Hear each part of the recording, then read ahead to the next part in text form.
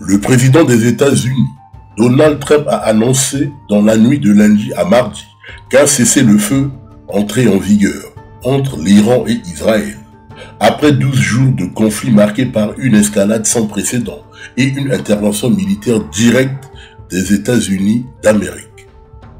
Mais les conditions restent floues. Les échanges de tirs se poursuivent et Tel Aviv a conditionné toute désescalade à un arrêt immédiat des frappes de missiles hypersoniques iraniens. Vit-on les dernières heures de la guerre entre Israël et l'Iran? C'est en tout cas ce qu'assure Donald Trump. Le président américain a annoncé que les deux pays avaient trouvé un accord. Il a été pleinement convenu par et entre Israël et l'Iran qu'il y aurait un cessez-le-feu complet et total. Un accord qui serait mis en place en plusieurs temps. L'Iran stopperait d'abord toute frappe, avant qu'Israël ne fasse de même 12 heures plus tard. Au bout de 24 heures, le cessez-le-feu serait officiellement acté, sauf que pour l'heure, l'Iran assure qu'aucun accord n'a été trouvé, mais laisse la porte ouverte. Il n'y a aucun accord sur un cessez-le-feu ou une cessation des opérations militaires. Cependant, si Israël arrête son agression illégale, nous n'avons pas l'intention de poursuivre notre riposte. Pour le moment, Israël ne s'est pas encore exprimé sur ce cessez-le-feu.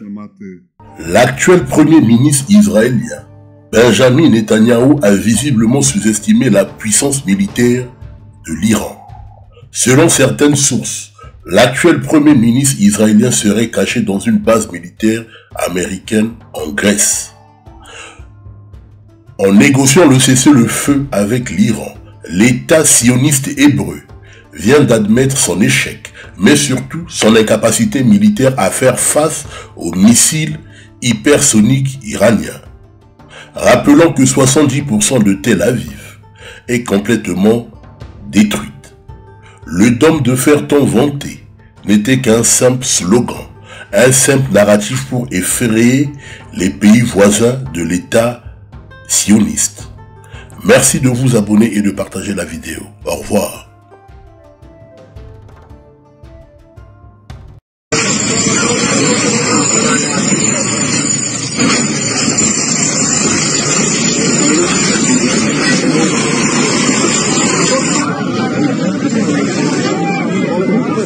Thank you.